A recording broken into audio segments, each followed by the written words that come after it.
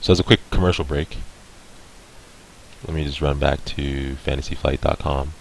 This pack was announced yesterday, First Contact. Um, Hopefully there's no kids watching, but the card art on this, the box art, seems it's funny to me. For those of you who see the imagery here, this dude or thing with this thing, but that doesn't matter. So moving on, this pack seems to have a lot of cards in it that are going to be pretty interesting when they come out, and might be pretty game changing as well.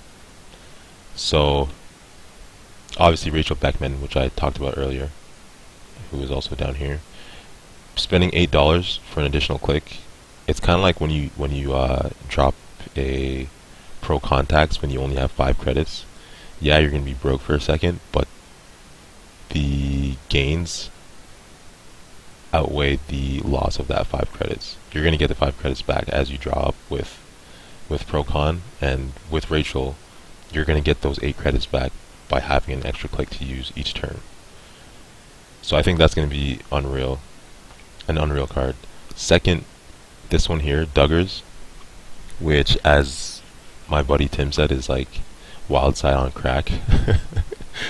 um, if you combo it with Rachel, which is going to be hard to do, but if you did, you could draw 10 turns and then drop a freelance. See a bunch of cards, drop a freelance, get rid of the ones that you don't need, and then be good to go on your next turn. I think that's going to be, probably won't be a card that gets played often, obviously. No one's going to want to spend 2 credits and 4 clicks, so essentially 6 credits their entire turn. But who knows? I think I will definitely try it out with a noise deck, not wizard. This one here, Eliza's Toy Box. At first I thought it was great, because you spend your whole turn to res a piece of ice, ignoring all costs. So like in my what's it called, HB deck, the HB Next Design, that would be great because I don't have to use, for example, Bio Efficiency to res something. I just spend my turn and res Wotan and save what I thought at first was a ton of credits, but then I factored in the fact that it costs a click to put it down, so you can call that 1 credit, and it costs 4 clicks to res Eliza's Toy Box, so you can call that 5 credits, and then 3 clicks to res a card. So it's pretty much like spending 8 credits to res a card. 8 credits in your whole turn is the way I see it. But if you have this out for the entire game, then that's where things start to change. You have Eliza's Toy Box down, and you just make this hefty remote server where you're spending turns to res ice that would cost you a ton of money. It's kind of like having a melange. And then once that server is built up with, I don't know, a Wotan, 2 Heimdall 2.0s, and something else that's crazy, then you just sit behind it and advance agendas. So if you're planning to use this as a quick means to getting things going, then I don't think it's going to be a great card. But if you're protecting it early and having it out for the entire game, then that's where I think this card starts to shine. But that's just me personally. Like I said, I'm no Netrunner world champion or anything, but that's what I see out of this card, and I play HB a lot, so. And yeah, like 2 Bias just said, as soon as you get 2 ice res with it, 2 big, like what I like to call big body ice res with it, 2 D'd ice, then it pays for itself.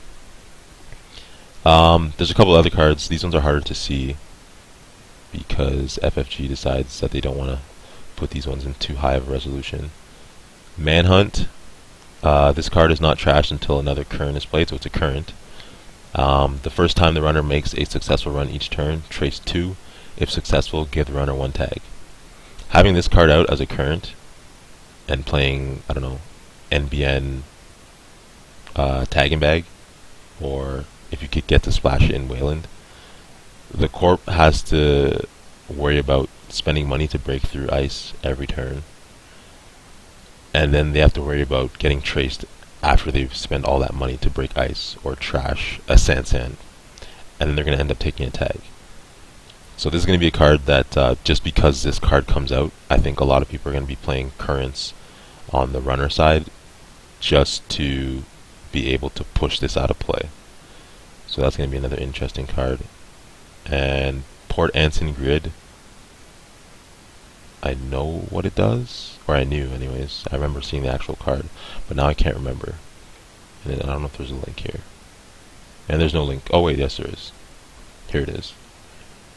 Jinteki, the runner cannot jack out while running on this server unless he or she trashes one installed program. I think this is also going to be unreal.